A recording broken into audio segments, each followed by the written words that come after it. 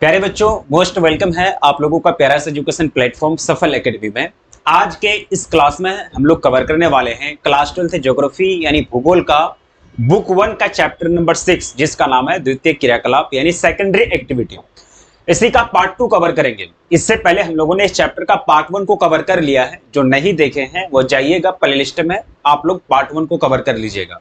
उसके बाद उसका ये पार्ट 2 है। पार्ट 2 में पूरी चैप्टर की समाप्ति हो जाएगी और ये सेकेंडरी एक्टिविटी यानी द्वितीय क्रियाकलाप के बारे में यह चैप्टर में पूरा विस्तार तरीके से यानी पूरा विस्तार पूर्वक बताया गया है।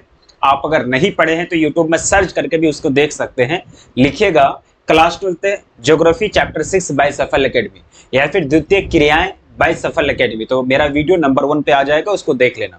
जब तक आप पार्ट 1 को नहीं देखेंगे तब तक आपका चैप्टर कंप्लीट नहीं होगा और पूरा चैप्टर को कंप्लीट करने के बाद ही आपका क्वेश्चन आंसर बनेगा फाइनल बोर्ड परीक्षा में। तो आज के इस क्लास में हम लोग पार्ट 2 को कवर करने वाले हैं और पार्ट 1 के अंतर्गत जितनी भी कंसेप्ट आपको पढ़ाई गई है वो भी थोड़ा हम दिखा देंगे कि पार्ट 1 के अंतर्गत क्या क्या आपका कवर हुआ है। लगभग 60% कंसेप्ट जो है वो आपका पार्ट 1 के अंतर्गत कंप्लीट हो गया है। ये आपका पार्ट 2 है। आराम से देखिएगा, ध्यान से देखिएगा, सारी चीज समझ में आ जाएगी।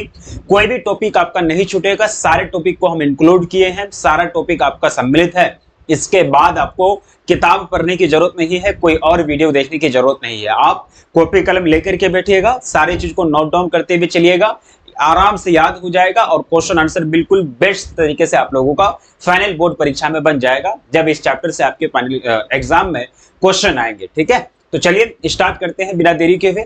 चैप्टर का नाम है द्वितीय क्रियाएं यानी सेकेंडरी एक्टिविटी। सबसे आसान तरीके से हम लोग समझेंगे। हम लोगों ने पार्ट 1 के अंतर्गत क्या क्या पढ़ा था, ध्यान से देख लो। क्रियाकलापों का वर्गीकरण यानी 5 प्रकार के क्रियाकलाप मुख्यतः हम लोगों ने देखा था। उसके साथ द्वितीय क्रियाकलाप के बारे में विस्तार पूर्वक हम लोगों ने जाना था कि इसमें उद्योग और विनिर्माण कार्य आ जाते हैं। विनिर्माण के बारे में हम लोगों ने देखा था। ये सारी चीज जो है आपके पार्ट 1 के अंतर्गत हो चुकी है ना। ये सारा चीज किसके अंतर्गत, पार्ट 1 के अंतर्गत आपका कवर किया जा चुका है। कागज उद्योग, सूती वस्त्र उद्योग, रेशमी उद्योग अलग, और उसके बाद जो है किसी भी उद्योग को स्थापित करने के जो कारक होते हैं उसके बारे में सारी चीज आपकी कंसेप्ट जो है पार्ट 1 के अंतर्गत हो चुकी है। अब यहाँ देखो पार्ट 2 का आपका कंसेप्ट जो है वो यहाँ से स्टार्ट होता है। ध्यान से देखो, यहाँ से आपका पार्ट 2 का कंसेप्ट स्टार्ट होता है। आराम से देखना, अच्छी तरह से समझ में आ जाएगी, सारी चीज अच्छा तरह से समझ लोगे। अब देखो प्यारे बच्चों, सबसे पहला टॉपिक है हम लोगों का स्वच्छंद उद्योग के बारे में। स्वच्छंद उद्योग आपके फाइनल बोर्ड परीक्षा में सब्जेक्टिव के रूप में पूछा जाता है और ऑब्जेक्टिव में भी कभी पूछा जाता है कि स्वच्छंद उद्योग से आप क्या समझते हैं या फिर स्वच्छंद उद्योग के बारे में लिखें। तो आराम से इसको लिख देंगे, कोई दिक्कत नहीं है। स्वच्छंद उद्योग, इस उद्योग में उत्पादन कम मात्रा में होता है क्योंकि श्रमिकों की संख्या कम होती है। यानी इसमें ज्यादा मजदूर काम नहीं करते हैं, ज्यादा श्रमिकों की इसमें जरूरत नहीं होती है। अब छोटे लेवल में ये कृषि ये उद्योग चलता है। अब जैसे कि गांव देहात है, गांव देहात के बगल में कोई नगर है, कोई शहर है, तो वहां कोई उद्योग स्थापित कर दिया गया, कोई ऐसा उद्योग स्थापित कर दिया गया जो स्थानीय कच्चे माल पर डिपेंड करता है। वैसे उद्योग को हम लोग स्वच्छंद उद्योग कहेंगे। इसमें कम श्रमिकों की जरूरत पड़ती है। इस उद्योग से प्रदूषण नहीं फैलता है। इनकी महत्वपूर्ण कारक जो है वह सड़कों का विस्तार है। यानी सड़क का विस्तार के कारण सड़कों की जाल बिछ गई है, इसी के कारण ये उद्योग का विकास हुआ है और इसमें श्रमिकों की जरूरत भी कम पड़ती है और उत्पादन भी कम होता है। और आधुनिक जो मशीनें हैं उसका प्रयोग इसमें कम होता है, जिसके कारण प्रदूषण बहुत कम होता है। क्योंकि उद्योग चारों प्रकार के प्रदूषण फैलाते हैं। मैंने कहा था कि उद्योग से आपके 4 प्रकार के प्रदूषण फैलते हैं। वायु प्रदूषण, ध्वनि प्रदूषण, साथ ही साथ जल प्रदूषण, उसके साथ साथ आपका वायु प्रदूषण, ध्वनि प्रदूषण, जल प्रदूषण। ये मुख्यतः 4 प्रकार के 3 प्रकार के प्रदूषण जो है उद्योग से फैलते हैं। उनका जब उद्योग में जो मशीन वगैरह लगी रहती है उससे धुआं निकलता है, वायु प्रदूषण हो गया। आवाज करता है, क्या हो गया, ध्वनि प्रदूषण हो गया। अब उद्योग से जो कूड़े कचरे निकलते हैं वह नदी में बहा दिए जाते हैं, जल प्रदूषण हो गया। उसके साथ उद्योग से जो प्लास्टिक निकलता है उससे मिट्टी प्रदूषण हो गया। तो चारों प्रकार का प्रदूषण आप उद्योग फैलाते हैं। उद्योग के माध्यम से सभी प्रकार के प्रदूषण लगभग फैलते हैं, इसलिए उद्योग पर कंट्रोल किया जाना चाहिए। पीसीबी बोर्ड के द्वारा हमेशा प्रदूषण को नियंत्रण करने की कोशिश की जा रही है। ये चीज हम आगे चैप्टर में पढ़ाएंगे कि सेंट्रल गवर्नमेंट किस तरह का बोर्ड का निर्माण किया है और राज्य सरकार जो है वह किस तरह के बोर्ड का निर्माण किया है प्रदूषणों को रोकने के लिए। समझ गए। अब देखिएगा स्वच्छंद उद्योग व्यापक, अब कहा जाता है कि स्वच्छंद उद्योग व्यापक विविधता वाले स्थान में स्थापित होते हैं या स्थित होते हैं, ये किसी विशिष्ट कच्चे माल पर निर्भर नहीं करता। यानी कि स्वच्छंद उद्योग है ये अलग अलग डाइवर्सिटी वाले, मतलब ये एरिया है, मान चलिए ये क्षेत्र है, ये एरिया में सभी प्रकार के कच्चे माल का उत्पादन होता है। अलग अलग एरिया में, छोटे छोटे एरिया में सभी पर, कोई ऐसा एरिया है, ऐसा क्षेत्र है जहां सभी प्रकार के कच्चे माल का उत्पादन होता है, तो ऐसे एरिया में ये स्वच्छंद उद्योग स्थापित किए जाते हैं। और इसकी सबसे बड़ी खासियत यह है कि ये किसी कच्चे माल पर निर्भर नहीं रहता। जैसे मैंने कहा कि आपका जो चीनी उद्योग है वो विशेष प्रकार का कच्चा माल गन्ना पर निर्भर है। गन्ना का उत्पादन अगर नहीं होगा, गन्ना अगर नहीं बिकेगा, गन्ना नहीं मिलेगा, तो चीनी उद्योग बैठ जाएगा। उसके साथ साथ कपड़ा उद्योग आपका जूट, मेष्टा, उसके बाद रेशम पर निर्भर है, जिससे धागा बनता है, उससे कपड़ा बनता है। अगर जूट, मेष्टा और रेशम का उत्पादन नहीं होगा तो कपड़ा उद्योग बैठ जाएगा। उसके बाद लौह इस्पात उद्योग कच्चा लोहा पर निर्भर है। कच्चा लोहा का अगर खनन नहीं होगा, उत्पादन नहीं होगा, तो वो लौह इस्पात उद्योग बैठ जाएगा। लेकिन ये उद्योग, स्वच्छंद उद्योग, किसी विशेष प्रकार के कच्चे माल पर निर्भर नहीं करता। अगर कोई एक प्रकार का कच्चा माल अगर नहीं मिला तो दूसरा प्रकार के कच्चा माल को प्रयोग करके दूसरा टाइप का वस्तु बनाना स्टार्ट कर देगा, दूसरा तरह का वस्तु बनाना स्टार्ट कर देगा, उसको कहेंगे स्वच्छंद उद्योग। और इसमें जो है कुम्हार के द्वारा मिट्टी के बर्तन बनाए जाते हैं, प्लास्टिक का खिलौना बनाया जाता है बच्चा सबके लिए, तो ये आपके स्वच्छंद उद्योग का एग्जाम्पल है। स्वच्छंद उद्योग संगठक पुर्जों पर निर्भर रहते हैं जो कहीं से भी प्राप्त किए जा सकते हैं। अब देखो स्वच्छंद उद्योग के एग्जाम्पल देख लो। स्वच्छंद उद्योग के क्या क्या एग्जाम्पल है, इसको समझना बहुत जरूरी है। प्लास्टिक उद्योग, प्लास्टिक उद्योग के अंतर्गत क्या होता है, यानी तरह तरह के बच्चों के लिए छोटा छोटा खिलौना बनता है। प्लास्टिक का बर्तन जितने भी, प्लास्टिक की बाल्टी वगैरह आप लोग इस्तेमाल करते हैं, प्लास्टिक का बाल्टी वगैरह आप लोग इस्तेमाल करते हैं, तो वो क्या है, प्लास्टिक उद्योग का प्रोडक्ट है।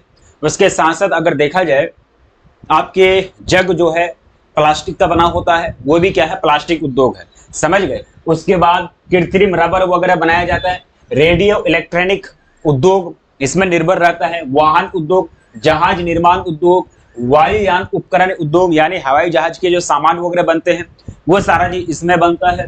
रेलवे इंजन निर्माण उद्योग स्वच्छंद उद्योगों के उदाहरण है, समझ गए। अब जब रेलवे का इंजन बनता है या फिर कोई गाड़ी का पार्ट्स बनता है तो सब चीज लोहा से नहीं बनता, अलग अलग प्रकार का मटेरियल उसमें इस्तेमाल किए जाते हैं। कोई एक प्रकार का विशेष प्रकार का कच्चा माल का इस्तेमाल करके एक गाड़ी का निर्माण नहीं किया जा सकता है। सिर्फ लोहा नहीं, अब लोहा गाड़ी बनता है तो उसका टायर बनता है, टायर का क्या होता है, वो प्लास्टिक का होता है। टायर में, टायर जो बनता है, जो चक्का बनती है वो रबर का बनता है, समझ गए। उसके साथ साथ उसमें जो ऊपर ऊपरी वाला भाग बनता है वो प्लास्टिक का बनता है। कौन कौन सा मटेरियल का प्रयोग किया जाता है, पेंटिंग का प्रयोग किया जाता है, कलर का प्रयोग किया, बहुत सारी चीज कि एक कोई भी चीज का निर्माण होता है तो वह किसी विशेष प्रकार का, एक ही प्रकार का कच्चा माल पर निर्भर नहीं है, तो वैसे उद्योग को हम लोग स्वच्छंद उद्योग कहेंगे। लेकिन स्वच्छंद उद्योग का परिभाषा याद रखने से भी ज्यादा इंपॉर्टेंट ये है कि आप उनका एग्जाम्पल याद रखेंगे, यानी उसका उदाहरण याद रखेंगे, क्योंकि जब उदाहरण आपके सामने प्रस्तुत किए जाएंगे ऑप्शन के रूप में, ऑब्जेक्टिव प्रश्न में, तो आप कंफ्यूज हो जाएंगे। इसलिए आप लोग ये उदाहरण याद रखिएगा कि प्लास्टिक उद्योग, कृत्रिम उद्योग, रेडियो इलेक्ट्रॉनिक उद्योग, वाहन उद्योग, उसके साथ साथ जहाज निर्माण उद्योग, वायुयान निर्माण उद्योग, रेलवे इंजन का निर्माण उद्योग, ये सारा जो है आपके स्वच्छंद उद्योग के एग्जाम्पल हैं, समझ गए। तो इसका डेफिनेशन कोई बहुत बड़ी चीज नहीं है, डेफिनेशन आसान है। वैसा उद्योग जिसमें कम श्रमिकों की जरूरत पड़ती है, कम उत्पादन होता है, प्रदूषण नहीं होता है, कोई विशेष प्रकार के कच्चे माल पर निर्भर नहीं होता है, ऐसे उद्योग को स्वच्छंद उद्योग कहेंगे। लेकिन उसका उदाहरण जल्दी याद नहीं रहता, तो इसको आप लोग उदाहरण को अच्छी तरीके से इसको याद रखेंगे, ठीक है। अब देखिएगा स्वच्छंद उद्योग के बारे में बताया जा रहा है कि स्वच्छंद उद्योग की प्रवृत्ति उद्देश्य आधारित औद्योगिक क्षेत्र अथवा प्रौद्योगिकी पार्कों के रूप में कस्बों और नगरों की सीमाओं पर स्थापित होने की होती है।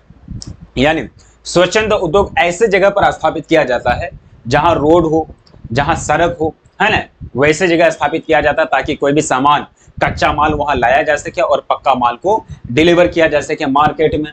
साथ ही साथ जैसे कि भारत में बेंगलुरु, मुंबई, जयपुर आदि में स्विफ्ट टेक्नोलॉजी पार्क के रूप में इनकी स्थापना हुई है। अब देखो मुंबई की अगर बात करें, अरे देखो सबसे ज्यादा अगर बात करें भारत में टेक्नोलॉजी के मामले में सबसे ज्यादा अगर नगर विकसित हुआ है तो वह बेंगलोर हुआ है। कौन? बेंगलोर। बेंगलोर बेंगलोर जो है बाबू टेक्नोलॉजी के मामले में काफी ज्यादा आगे निकल गया है। बेंगलोर में तरह तरह के टेक्नोलॉजिकल कंपनी स्थापित है। तो प्रौद्योगिकी पार्क किसको कहते हैं? प्रौद्योगिकी पार्क का मतलब होता है जो आप घूमने के लिए जाते हैं पार्क में, वैसा पार्क नहीं। प्रौद्योगिकी पार्क का मतलब होता है कि वैसा जगह जहां टेक्नोलॉजी वाला सामान, मोबाइल, लैपटॉप, कैमरा, है ना, ये सब सामान बनाने के लिए जो कंपनियां स्थापित की जाती है, जिस जगह में बहुत सारी कंपनियां स्थापित की जाती है, तो उस जगह को हम लोग मिला करके प्रौद्योगिकी पार्क कहते हैं। क्या कहते हैं? प्रौद्योगिकी पार्क कहते हैं उसको। समझ गए? तो बेंगलोर, मुंबई, जयपुर आदि में software technology park, software technology park किसको कहेंगे? वैसा जगह जहां ऐसी कंपनी स्थापित की जाती है जिस कंपनी में टेक्नोलॉजी वाला सामान, मोबाइल, लैपटॉप, कैमरा, वो सब निर्माण किया जाता है। तो सॉफ्टवेयर टेक्नोलॉजी पार्क में कौन सा कंपनी स्थापित होती है? टेक्नोलॉजी वाला सामान बनाने वाली कंपनी, मोबाइल, लैपटॉप, कैमरा, ये सब बनाने वाली कंपनी के जो जगह होते हैं उसी को कहते हैं सॉफ्टवेयर टेक्नोलॉजी पार्क या फिर तकनीकी पार्क। अब याद रखोगे, सॉफ्टवेयर डिजाइन के मामले में जो कंपनियां हैं सबसे ज्यादा स्थापित है बेंगलोर में, उसके बाद मुंबई, जयपुर वगैरह में स्थापित है। समझ गए? ये है आपके स्वच्छंद उद्योग। अगला देखिएगा, स्वच्छंद उद्योग के बारे में इतना याद रखना, उदाहरण याद रखना है और उसके जो है छोटा सा परिभाषा है उसको याद रखना है। अब अगला देखिएगा कुटीर उद्योग के बारे में। कुटीर उद्योग क्या होता है? ध्यान से समझो। कुटीर उद्योग मुख्यतः परिवार के सदस्यों के सहयोग से चलाए जाते हैं। अब देखो, मैंने कहा था कि जो कुटीर उद्योग है, कुटीर उद्योग परिवार के लोग मिल करके करते हैं। इसमें भी श्रमिकों की ज्यादा जरूरत नहीं पड़ती है, परिवार के सारे सदस्य मिलकर ही इस उद्योग को चलाते हैं, उसको कहेंगे कुटीर उद्योग। इस उद्योग में मानव के हाथों का प्रयोग होता है। कुटीर उद्योग में स्थानीय मांग की पूर्ति की दृष्टि से परंपरागत वस्तुओं का उत्पादन होता है। इस उद्योग में कच्चे माल की आपूर्ति सामान्यतः स्थानीय स्तर पर की जाती है। इस उद्योग में तैयार माल के लिए बाजार स्थानीय होता है। मतलब इसमें जो सामान वगैरह बनाए जाते हैं, तो इसमें सामान जो बनाए जाते हैं कौन सा सामान? परंपरागत वस्तु। परंपरागत वस्तु का मतलब हुआ जो परंपरा से चलते आ रहा है, जो बाप दादा के जमाने से चलते आ रहा है, उसको कहेंगे हम लोग परंपरागत वस्तु। उसको क्या कहेंगे? परंपरागत वस्तु कहेंगे। तो परंपरागत वस्तुओं का उत्पादन होता है। इस उद्योग में कच्चे माल की आपूर्ति सामान्यतः स्थानीय स्तर पर की जाती है। ये हो जाएंगे आपका कुटीर उद्योग। समझ गए? जैसे कि परंपरागत वस्तु क्या बनता है भाई? टोकरी बनता है, बर्तन बनता है, मिट्टी का बर्तन, टोकरी वगैरह जो बनता है, ये आपके कुटीर उद्योग का एग्जाम्पल है। समझ गए? ये आपके कुटीर उद्योग का एग्जाम्पल है। समझ गए? अगर कुटीर उद्योग के बारे में पूछेगा तो वैसी उद्योग जिसमें परंपरागत वस्तुओं का निर्माण परिवार के सभी सदस्य मिलकर के करते हैं, तो ऐसे उद्योग को हम लोग कुटीर उद्योग कहेंगे। कौन सा उद्योग? कुटीर उद्योग कहेंगे। परंपरागत वस्तु आप समझ गए कि जो परंपरा से इस्तेमाल हो रही है, बाप दादा के जमाने से जिसका निर्माण किया जा रहा है, जिसका प्रयोग किया जा रहा है, उसको कहेंगे परंपरागत वस्तु। जैसे कि टोकरी वगैरह बनाया जा रहा है, उसके साथ साथ मिट्टी का बर्तन तो अभी नहीं, लेकिन पहले बनाया जा रहा था, अभी भी उसका इस्तेमाल किया जा रहा है। तो ये आपकी परंपरागत वस्तुएं हैं। अब नेक्स्ट आपका टॉपिक है लघु उद्योग के बारे में। लघु उद्योग, इस उद्योग में सामान्यतः श्रमिक कार्य करते हैं। इसमें उत्पादन मशीनों द्वारा होता है तथा वस्तुओं का उत्पादन एक बड़े क्षेत्र की मांग को पूरा करता है। इसको कहेंगे लघु उद्योग। लघु उद्योग में बड़े बड़े श्रमिक काम करते हैं, श्रमिकों की संख्या ज्यादा होती है और जो वस्तु का डिमांड रहता है वो बड़े क्षेत्र में रहता है, यानी वस्तु का डिमांड बड़े क्षेत्र के द्वारा रहता है। इस उद्योग में कच्चे माल की आपूर्ति बाहर से की जाती है। लघु उद्योगों में निर्मित माल का बाजार बड़ा होता है और दूर के बाजार में भेजा जाता है। ये हो जाएगा आपका लघु उद्योग। ये क्या हो जाएगा? आपका लघु उद्योग हो जाएगा। समझ गए? तो अगर पूछेगा लघु उद्योग के बारे में तो आप बता सकते हो यस या नो। आराम से इसको आप डिफाइन कर सकते हो, आराम से इसको आप बता सकते हो। लघु उद्योग के बारे में अगर पूछेगा कि ऐसा उद्योग जिसमें श्रमिकों की जरूरत पड़ती है, जिसमें मशीनों के द्वारा वस्तुओं का उत्पादन किया जाता है और वस्तुओं का उत्पादन एक बड़े क्षेत्र की मांग को पूरा करता है और यहाँ कच्चा माल की आपूर्ति बाहर क्षेत्र से की जाती है, तो ऐसे उद्योग को हम लोग लघु उद्योग के रूप में जानेंगे। समझ गए? अगला देखिएगा, ये सारा चीज हो गया लघु उद्योग, स्वच्छंद उद्योग और कुटीर उद्योग। ये तीन उद्योग आप समझ गए, लघु उद्योग, स्वच्छंद उद्योग और कुटीर उद्योग। ये समझ गए? अब हम लोग वर्गीकरण करेंगे उद्योगों का। वर्गीकरण यानी क्लासिफिकेशन। आकार के आधार पर वर्गों के आधार पर आकार के आधार पर उद्योग को तीन वर्ग में बांटा गया है। समझ गए?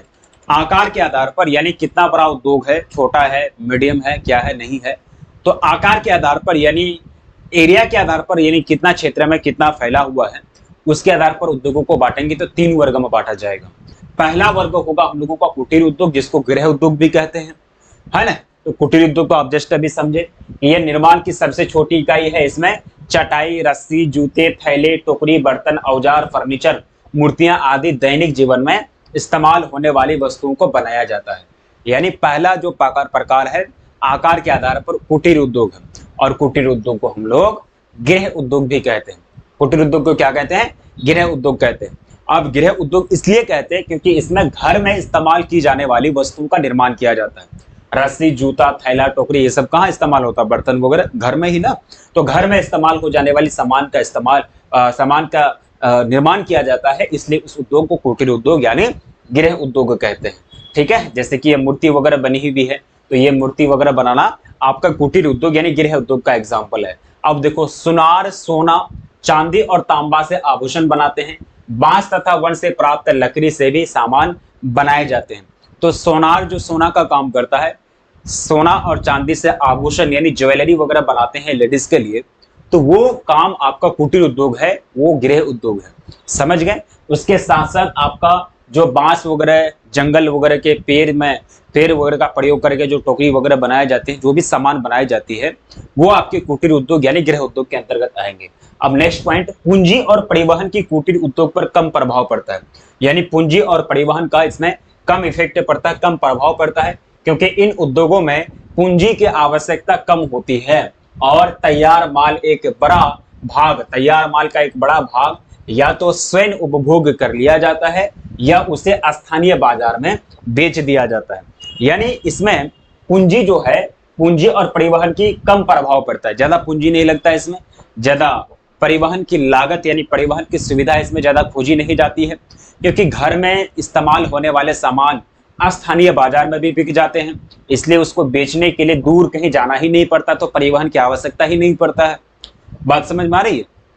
यानी कुटीर उद्योग में, लघु उद्योग में घरेलू सामान, जूता, मूर्ति, थैला, बर्तन वगैरह ये सब बनाए जाते हैं।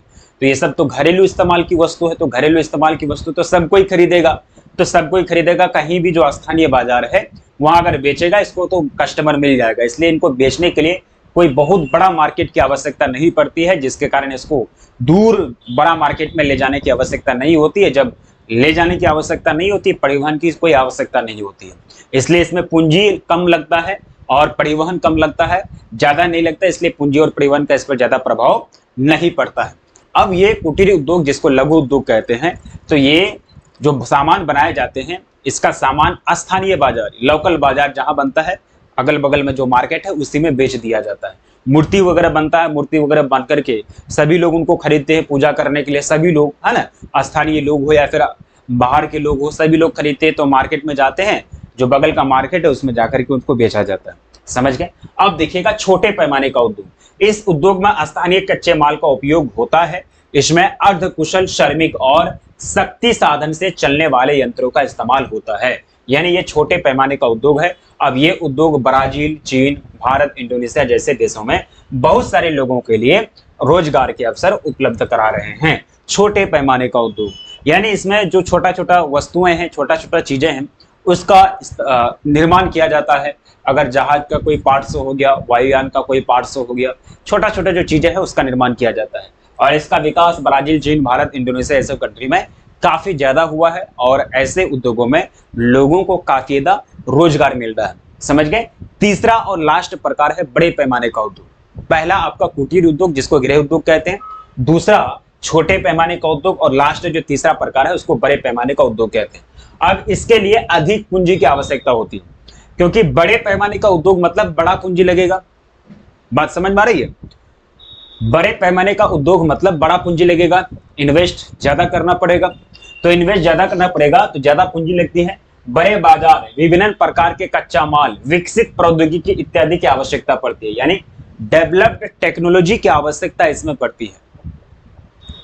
यानी जो टेक्नोलॉजी है वो विकसित होना चाहिए और उसी का प्रयोग करके इसमें उत्पादन किया जाता है। तो बड़े पैमाने का प्रयोग में, बड़े पैमाने का उद्योग में अच्छे खासे इन्वेस्टमेंट लगता है श्रमिक जो होते हैं वो कुशल होते हैं, प्रशिक्षित होते हैं। ऐसा नहीं कि कोई भी काम कर लेगा, जिनको ट्रेनिंग दिया जाता है वही यहाँ काम कर सकता है। और साथ ही साथ कच्चा माल विशेष प्रकार का चाहिए, विशेष प्रकार का, किसी खास प्रकार का स्पेशल टाइप का टेक्नोलॉजी चाहिए, तभी यहाँ उद्योग में क्या होगा, उत्पादन होगा। पिछले 200 वर्षों में इस प्रकार के उद्योग का विकास काफी ज्यादा हुआ है। बड़े पैमाने का उद्योग पहले यूएसए के पूर्वी भाग, ग्रेट ब्रिटेन और यूरोप में विकसित हुए, पर अभी इसका विस्तार विश्व के सभी भाग में हो गया।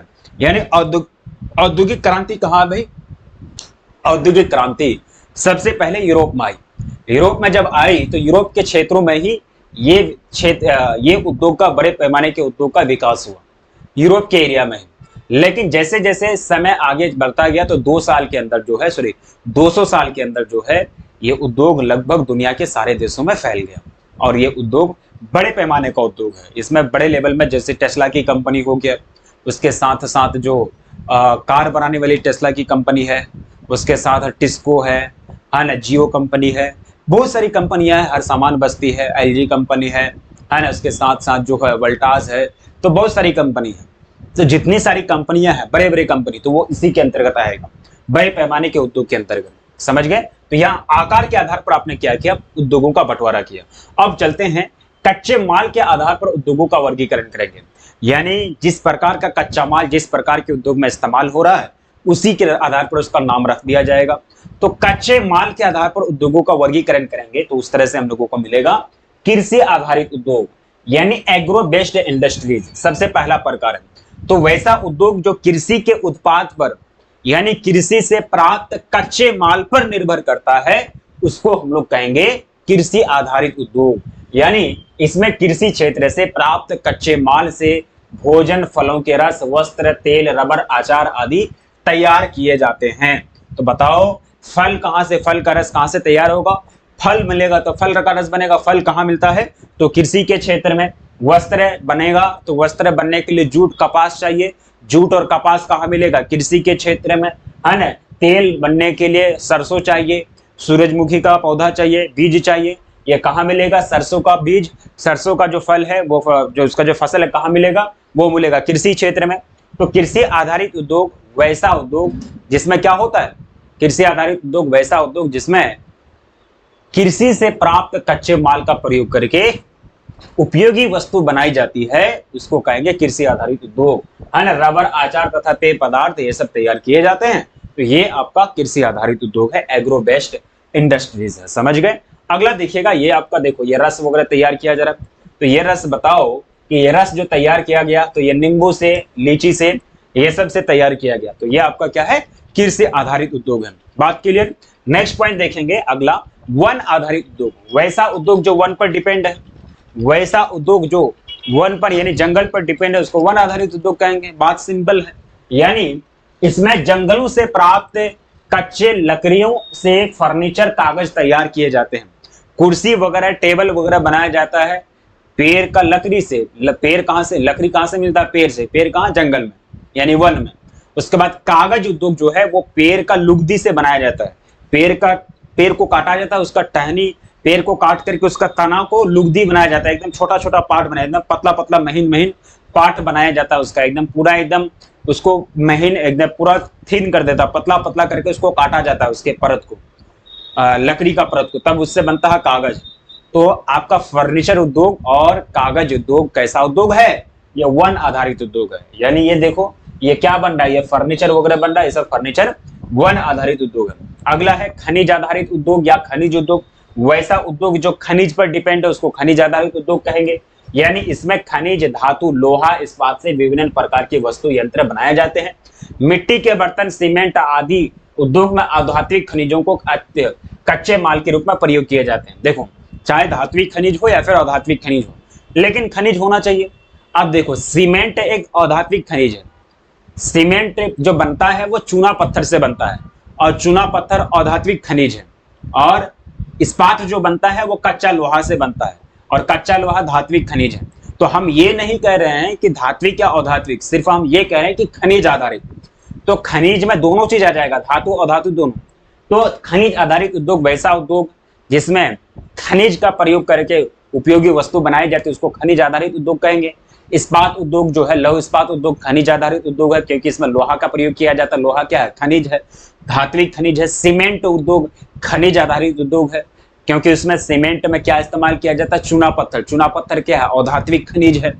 धात्विक या अधात्विक है लेकिन तो खनिज तो है ना, तो वो क्या है? आपका खनिज आधारित उद्योग है। समझ गए? ये चीज आपका हो जाएगा। अगला है हम लोगों का रसायन उद्योग, यानी इस उद्योग में प्रकृति रासायनिक खनिजों का प्रयोग किया जाता है। केमिकल इंडस्ट्री, केमिकल इंडस्ट्री यानी केमिकल का इसमें प्रयोग करके हम लोग क्या करते हैं? सामान वगैरह बनाते हैं। जैसे कि पेट्रोकेमिकल इंडस्ट्री, पेट्रोल क्या है? रासायनिक चीज है। पेट्रोल से प्राप्त जो, जब पेट्रोल का प्यूरिफिकेशन होता है, उसको साफ किया जाता है, तो उससे जो भी कचरे वगैरह निकलते हैं, उससे जो भी कचरा वगैरह निकलता है, उसका प्रयोग करके क्या किया जाता है? उसका प्रयोग करके जो है आगे, उसका प्रयोग करके आगे जो है मोमबत्ती वगैरह बनाई जाती है, कीटनाशक दवाई बनाई जाती है, किसान के खेत में छींटने के लिए दवाई वगैरह बनाई जाती है ना, तो वो क्या है? कीटनाशक दवाई है। जैसे पेट्रो रसायन उद्योग में खनिज तेल, पेट्रोलियम का उपयोग होता है। कृत्रिम रेसे तथा प्लास्टिक निर्माण भी रसायन उद्योग में होता है। तो ये क्या है? रसायन उद्योग है। समझ गए? तो ये आपका कौन सा है भाई? ये आपका रसायन उद्योग है। ध्यान से देखोगे, इसके अंतर्गत रसायन उद्योग, रसायन उद्योग, नमक उद्योग, गंधक उद्योग, पोटास उद्योग, प्लास्टिक उद्योग, कृत्रिम रेशा उद्योग आते हैं, है ना। इसके अंतर्गत ये सब चीज प्रयोग किया है। देखो अब ये गंधक रसायन उद्योग, नमक उद्योग इसमें आएगा। नमक भी क्या है? रसायन है क्योंकि आयोडीन रसायन से बनता है। गंधक उद्योग, पोटास उद्योग, प्लास्टिक उद्योग, कृत्रिम रेशा उद्योग, कृत्रिम रेशा नायलॉन की रस्सी जो बनता है, आप लोग घर में जो नायलॉन की रस्सी इस्तेमाल करते हैं, तो वो आपका किससे बनता है? रेशा से बनता है, कृत्रिम रेशा से। तो ये सब क्या है? आपका कृत्रिम रेशा उद्योग, यानी सारे के सारे आपके रसायन उद्योग के अंतर्गत आ जाएंगे। ठीक है। अगला देखोगे पशु आधारित उद्योग, सिंपल सा चीज है, जैसे कि मांस उद्योग और डेयरी उद्योग, जिससे दूध प्राप्त होती है, वो क्या है? आपका पशु आधारित उद्योग है। और ऊन उद्योग, जो भेड़ और बाल, बकरी का बाल से मिलता है, वो भी पशु आधारित उद्योग है। यानी पशु आधारित उद्योग, इसमें पशुओं से प्राप्त ऊन, चमड़ा को कच्चा माल के रूप में प्रयोग किया जाता है तथा हाथी दांत का भी प्रयोग किया जाता है। समझ गए? और उससे क्या बनाई जाती है? प्रयोग की वस्तुएं बनाई जाती है, उपयोग में आने वाली वस्तुएं तैयार की जाती है। ये आपके पशु आधारित उद्योग हो जाएंगे। बात क्लियर? कोई दिक्कत नहीं? यहां तक समझ में आ गया? तो कच्चे माल के आधार पर कितने प्रकार के उद्योग हम बताए? 5 प्रकार के। कितने प्रकार के? 5 प्रकार के उद्योग हम बताए। देख लो, थोड़ा सा आराम से इसको नोट डाउन करते हुए चलना है। पहला उद्योग जो हम बताए वो कृषि आधारित उद्योग बताए, दूसरा जो है वन आधारित उद्योग, तीसरा खनिज आधारित, चौथा रसायन और पांचवा पशु आधारित उद्योग हम बताए। 5 प्रकार याद रहेगा? Very good. अब देखते हैं यहाँ अगला है कि उत्पादन या उत्पाद के आधार पर उद्योगों को मूलभूत उद्योग और उपभोग उद्योग में बांटा गया है। उत्पादन के आधार पर या उत्पाद के आधार पर पहला प्रकार है मूलभूत या आधारभूत उद्योग। बेस्ट एग्जांपल है और यहां से बार बार ऑब्जेक्टिव क्वेश्चन पूछता है आपका बोर्ड एग्जाम में। समझ गए? तो यहां से आपका बार बार ऑब्जेक्टिव क्वेश्चन पूछा जाता है। मूलभूत उद्योग को ही आधारभूत उद्योग कहते हैं। वे उद्योग जिनके उत्पाद को अन्य वस्तु को बनाने में कच्चे माल के रूप में इस्तेमाल किया जाता है, जैसे लौह इस्पात उद्योग। लोहा इस्पात उद्योग में बने मशीन का इस्तेमाल कपड़ा बनाने के लिए किया जाता है, तो ये आपका मूलभूत उद्योग है। देखो लोहा उद्योग, लौह इस्पात उद्योग, लौह इस्पात उद्योग और लौह इस्पात उद्योग याद रखना, इसमें 2 ही वो आएगा। उसके बाद एल्यूमिनियम उद्योग, एल्यूमिनियम उद्योग, लौह इस्पात उद्योग और एल्यूमिनियम उद्योग। समझ गए? तो ये दोनों के दोनों आधारभूत उद्योग यानी मूलभूत उद्योग है। देखो आधारभूत उद्योग या मूलभूत उद्योग उसको कहेंगे जिसमें जो सामान तैयार किया जाता है, उस सामान का प्रयोग कोई दूसरा उद्योग में कच्चे माल के रूप में किया जाता है। बात समझ में आ रही है? मूलभूत उद्योग या आधारभूत उद्योग उस उद्योग को कहते हैं जिस उद्योग में जो सामान बनता है, जो सामान तैयार किया जाता है, उस सामान का प्रयोग किसी दूसरा उद्योग में कच्चे माल के रूप में होता है। जैसे कि आपका लौह इस्पात उद्योग में क्या होता है और उसके बाद एल्यूमिनियम उद्योग में क्या होता है, ये दोनों के दोनों मूलभूत यानी आधारभूत उद्योग है। तो लौह इस्पात उद्योग में कच्चा लोहा का इस्तेमाल करके इस्पात तैयार किया जाता है। कच्चा लोहा में मैग्नीज मिलाकर के इस्पात बनाया जाता है और वह इस्पात जो होता है मजबूत लोहा के रूप में उसको प्रयोग किया जाता है। अब वह इस्पात का उपयोग लोहा के रूप में मजबूत, देखो प्योर जो लोहा होता है वो बिल्कुल लचीला होता है, वो टूट जाएगा, है ना। प्योर लोहा बिल्कुल टूट जाता है जब तक उसमें कुछ मिलाया ना जाए। तो कच्चे लोहा का प्रयोग करके उसमें इस्पात मिला करके, मतलब सॉरी, कच्चा लोहा का प्रयोग करके उसमें मैग्नीज वगैरह मिला करके इस्पात बनाया जाता है। और वो इस्पात का प्रयोग, इस्पात कहाँ बनता है? इस्पात बनता है लौह इस्पात उद्योग में। लौह इस्पात उद्योग में कच्चे लोहा का प्रयोग करके उसमें मैग्नीज मिला करके इस्पात बनाया जाता है। और ये इस्पात का प्रयोग गाड़ी उद्योग में, यानी मशीन उद्योग में, बड़े बड़े उद्योग में, यानी जहां सामान वगैरह बनता है, गाड़ी का पार्ट पुर्जा बनता है, रेलवे का पटरी बनता है, रेलवे का डब्बा बनता है, तो वहां इस इस्पात का प्रयोग तरह तरह के सामान बनाने के लिए किया जाता है। समझ गए? तो ये इस्पात का प्रयोग तो किसी और उद्योग में, गाड़ी उद्योग में कच्चा माल के रूप में हो गया। तो ये उद्योग आपका लौह इस्पात उद्योग आधारभूत उद्योग कहलाएगा, क्योंकि आधार यही है, क्योंकि बेस है ये। समझ गए? उसके बाद एल्यूमिनियम उद्योग में जो एल्यूमिनियम बनता है, एल्यूमिनियम बन के तैयार हो गया, एल्यूमिनियम बन के उसका परत वगैरह तैयार कर दिया, उसको लपेट दिया कपड़ा के रूप में, और वह एल्यूमिनियम को मार्केट में बेच दिया। अब वो उस एल्यूमिनियम को कोई उद्योग वाला खरीदेगा और वो एल्यूमिनियम से तरह तरह का बर्तन बनाएगा अपना घर में लेकर के, कंपनी वगैरह में, फैक्ट्री वगैरह में। तो वो बर्तन बना तो किससे बना? एल्यूमिनियम से बना। और एल्यूमिनियम नहीं मिलता तो बनता नहीं बनता। तो यहाँ क्या हो रहा है कि ये दोनों उद्योग का कच्चा माल किसी दूसरे उद्योग में प्रयोग हो रहा है। एल्यूमिनियम उद्योग में बना एल्यूमिनियम का प्रयोग करके कोई दूसरा उद्योग वाला बर्तन बना रहा है। लौह इस्पात उद्योग में बना इस्पात, जो इस्पात कच्चा लोहा में मैग्नीज मिलाकर के तैयार किया जाता है, ये इस्पात का प्रयोग किसी दूसरा उद्योग में गाड़ी के पार्ट पुर्जे बनाने में तैयार किए जाते हैं। तो मैं तो वही कह रहा हूं कि वैसा उद्योग जिसके कच्चे माल का प्रयोग किसी दूसरे उद्योग में किया जाता है, उसी को हम लोग मूलभूत या आधारभूत उद्योग कहते हैं। समझ में आ गए? कोई दिक्कत नहीं, अब ज्यादा हम तो बोलना नहीं पड़ेगा इसमें। उम्मीद है कि आप लोग समझ गए होंगे। समझ गए? तो ये आपके आधारभूत उद्योग खुलेंगे। अब देखो, उपभोक्ता उद्योग सिंपल सा चीज है, ये खाने की वस्तु है, उपभोग की वस्तु है। जो भी खाने, पहनने, उड़ने, जो भी आप इस्तेमाल करते हैं, खाने के लिए, उड़ने के लिए, पहनने के लिए, चलने के लिए, देखने के लिए, है ना, चश्मा, खाना, जो भी पहनने, उड़ने, खाने पीने के लिए जो आप इस्तेमाल करने वाली चीज है आपके लाइफ में, दैनिक जीवन में, वो चीज का निर्माण जिस उद्योग में होता है उसको कहेंगे उपभोक्ता सामान उद्योग। बिस्किट उद्योग, कपड़ा उद्योग, ये आपका उपभोक्ता सामान उद्योग है। यानी इसमें उपभोक्ता के लिए दैनिक जीवन की मूलभूत चीजों को बनाया जाता है, जैसे साबुन, कॉफी, बिस्कुट, कागज, टीवी, टेलीविजन, मोबाइल, ये सब क्या है? उपभोक्ता उद्योग है। समझ गए? तो ये आपके उपभोक्ता उद्योग है। अब देखते हैं स्वामित्व के आधार पर उद्योग को 3 प्रकार में बांटा गया है, यानी मालिकाना के आधार पर उद्योग को 3 प्रकार में बांटा गया है। तो पहले आप लोग कमेंट करके बताइए एक बार कि बातें समझ में आ रही है या नो। एक बार आप लोग कमेंट करके बताइएगा कि बातें सारी समझ में आ रही है या नहीं आ रही है।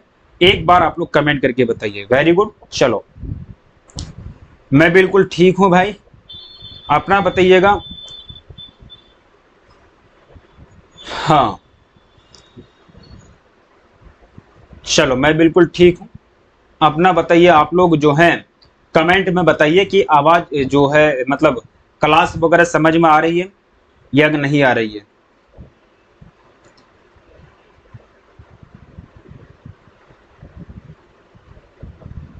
चलो, ठीक है।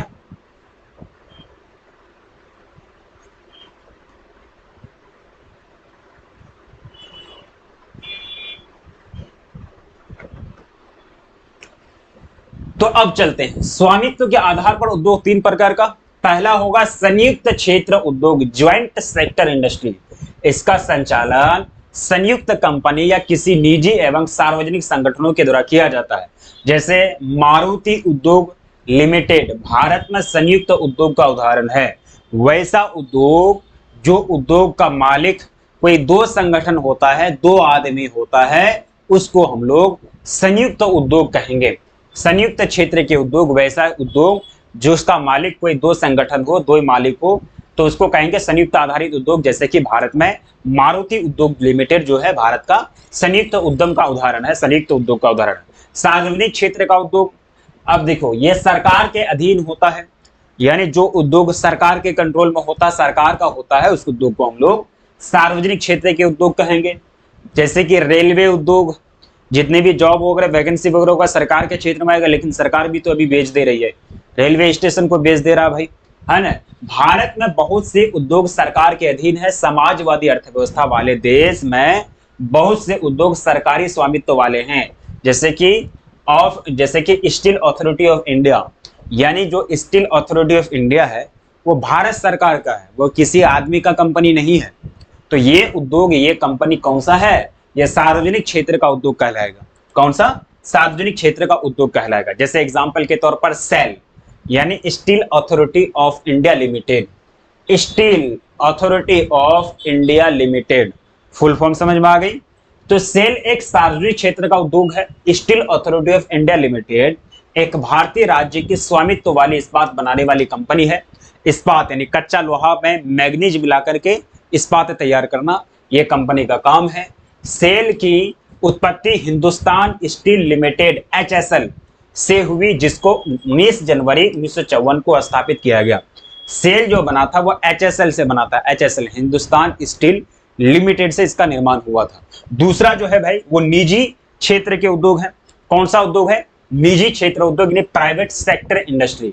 इसका संचालन निजी संगठनों के द्वारा होता है। पूंजीवादी देशों का अधिकतर उद्योग निजी क्षेत्र में उद्योग आते हैं। भारत में तो बहुत सारे उद्योग सरकार के क्षेत्र में है, लेकिन अमेरिका पूंजीवादी अर्थव्यवस्था वाला देश है।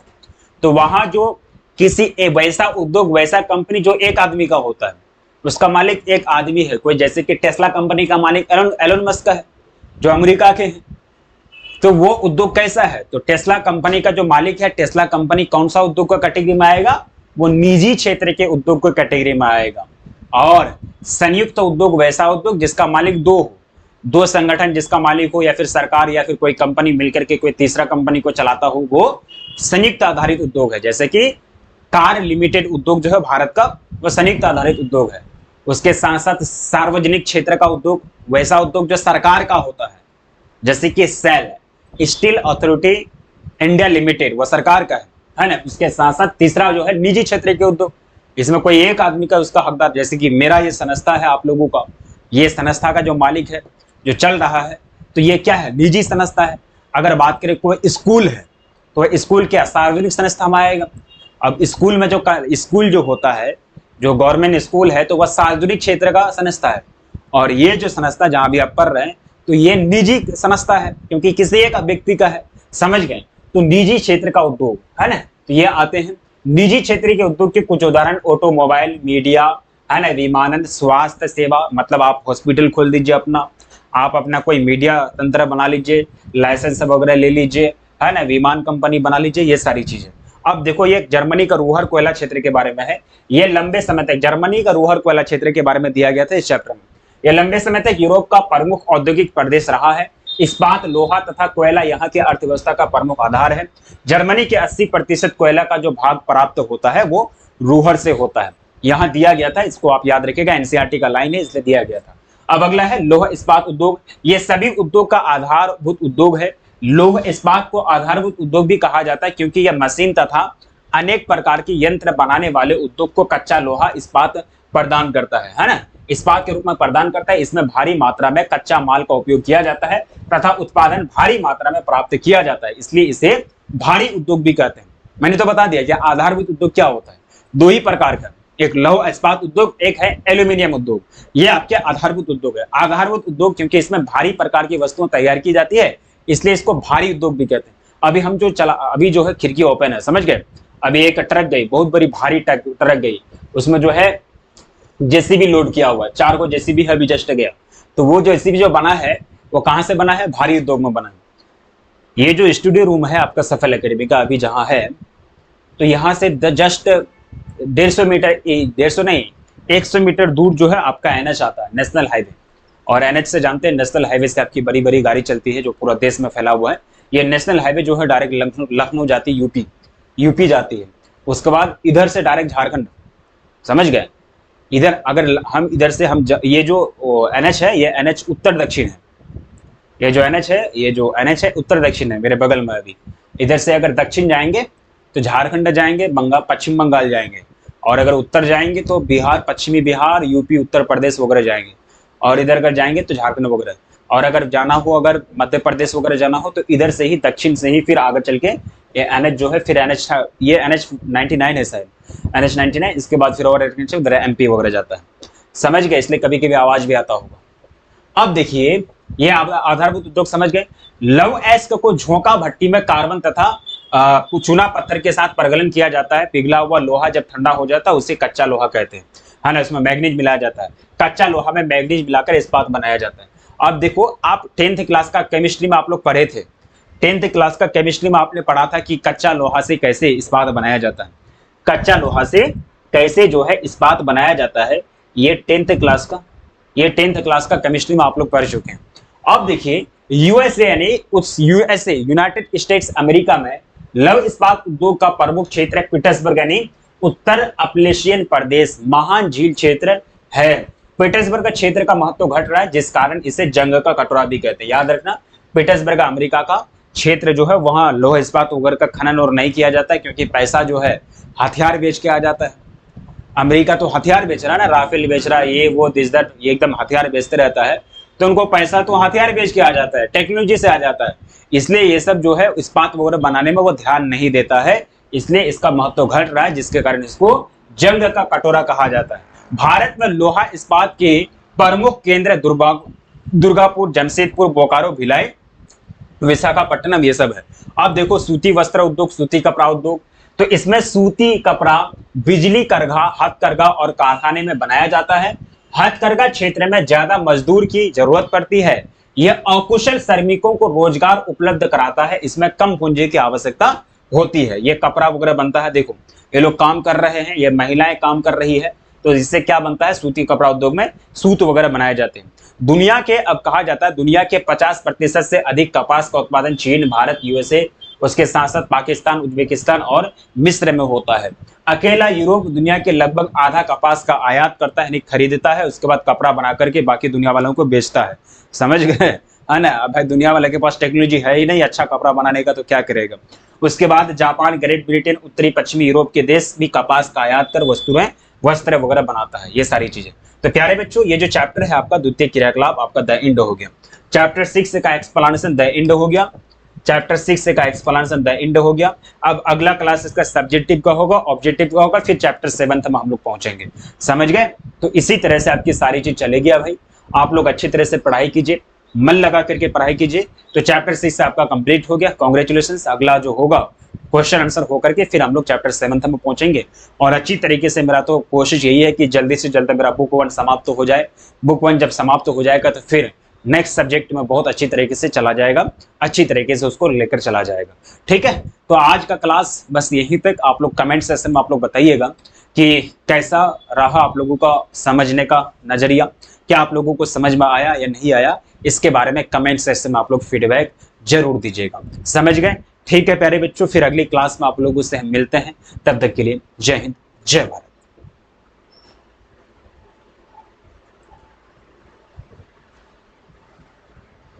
चलिए।